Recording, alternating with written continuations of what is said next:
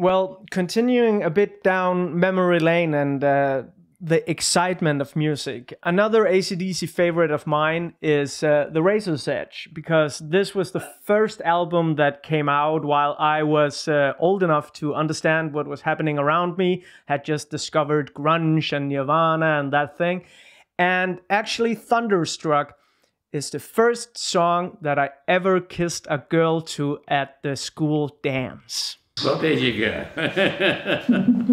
So that's your girl kissing song, yeah? Yeah, it is. It's surprisingly well. And it just stuck with me ever since, you know, because I really remember this. But thinking and talking about this thing about that it is difficult to anticipate what the listeners will like. Are there some works in your back catalog where you're pleasantly surprised, looking back at it and saying, oh, they like this album so much? Wow, this is nice. Like, sometimes does it catch up to you? Like, you know, a guy like me, born in 1980, he sits with this album as the first one that he ever kissed a girl to.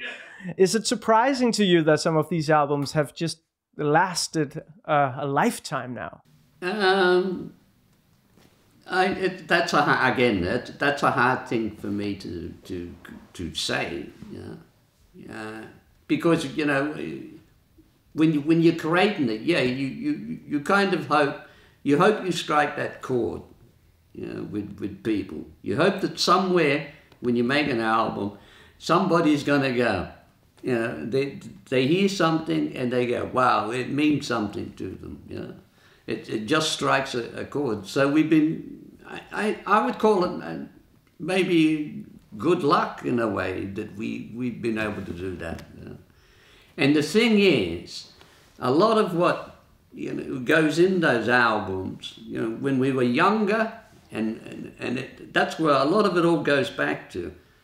At that point, you know, like when I was an early teenager, 13, 14, music excited me. Still at that age, and I think back, I mean, in my time, you know, what I like music-wise, I had to wait up all night. You know, I would be there all night, and then at about 2 o'clock in the morning, there was a man on the radio, and he would play rock music of this time. And he, you know, and he was an American man, and he was there, and I had a little crystal radio, and I would sit there in my bed and wake up just for this guy, and there I was, and he would bang out the, you know, the latest stuff, you know, and I mean, I heard Hendrix on there, I heard the Cream, people like this, and later on you started to get your Zeppelins and bands like this, but at that time, and it was such a, you know, and especially when Jimi Hendrix, when I heard Purple Haze, boy, you know, that was it. I was there. I was so excited, you know. And then I thought, how am I going to find out about Jimi Hendrix? You know, I was out looking anywhere. If I went up to like a magazine store, and I'm trying to look through, you know, if they've got a magazine from England, because I knew he was in London, and I found a little picture like this of this guy with the guitar, you know, and I was going, wow, I want to look that cool, you know. Well, you did in your own respect with a uniform that's so memorable that I think even, I mean, I can remember more stage performances by you than Jimi Hendrix, and that's saying a lot because I love Hendrix as well, you know. But I'm just trying to give you the excitement of that time, and it's still, that's, for me, is the power. You know, I refer to that for my whole life. I still think that, you know. Yeah.